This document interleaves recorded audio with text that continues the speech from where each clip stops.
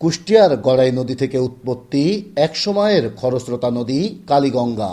৬০ kilometre দৈর্ঘ্যের এই নদী এখন মৃতপ্রায়, পানি প্রবাহ নেই বললেই চলে।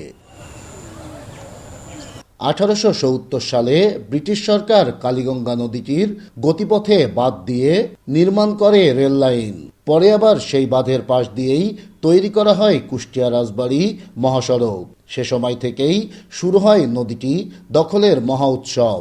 উৎসমুখ বন্ধ করে গড়ে তোলা হয়েছে পার্ক সহ কাঁচাপাকা বিভিন্ন স্থাপনা। লিজ দিয়ে করা হচ্ছে মাছ চাষও। ফলে অস্তিত্ব সংকটে পড়েছে চিরচেনা কালীগঙ্গা নদীটি। নদী দখল চলে গেছে, কেউ ঘর বাড়ি করেছে, কেউ পুকুর কাটেছে। এখন নদীর কোনো অস্তিত্ব নেই। এখন নদী নাই বললেই চলে। এখন একটা একটা মানুষকে যদি না খায় নরকঙ্কালের মতো আর কি। মূল ব্যবসা পরিচালনা হইতেই হচ্ছে নদীর উপর ভিত্তি করে। ছোটখাটো বন্দর ছিল আর কি এক সময়, কালের পরিক্রমায় এটা হারায় গেছে, এটা এখন আর নাই। সচেতন নাগরিক ও নদী গবেষকরা বলছেন, জীববৈচিত্র্য রক্ষায় কালীগঙ্গা নদীর প্রবাহ সচলের বিকল্প নেই। নদীগুলা যে দখলদার, এদের সংখ্যা খুব কম।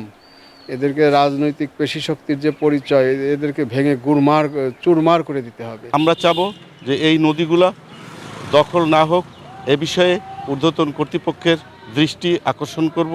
আর পানি উন্নয়ন বোর্ডের কর্মকর্তারা বলছেন, নদীটির পানি প্রবাহ স্বাভাবিক করতে উৎসমুখ খনন সহ দ্রুতই নানামুখী পদক্ষেপ নেবেন তারা। আমরা ইতিমধ্যে এই নদীগুলোতে পুনর্জীবিত করার বিষয়ে প্রয়োজনীয় উদ্যোগ গ্রহণ করছি এবং আপনি জানেন যে আমাদের যে গঙ্গা ব্যারেজ হবে, সেই গঙ্গা ব্যারেজে আমাদের এই নদীগুলো পুনর্জীবিত করার ব্যাপার, পুনঃখনন করা এবং অবৈধ স্থাপনা উচ্ছেদের যে তালিকা বা অবৈধ উচ্ছেদ করে যে নদী পুনর্জীবিত করা, সেটার প্রস্তাবনা আমাদের গঙ্গা ব্যারেজ প্রকল্পে রয়েছে। খননের মাধ্যমে কালীগঙ্গা নদীটি আবারও ফিরবে তার স্বাভাবিক প্রবাহে। দখলমুক্ত হবে নদীটি, এমনই প্রত্যাশা স্থানীয়দের। নাহিদ হাসান তিতাস, দেশ টিভি, কুষ্টিয়া।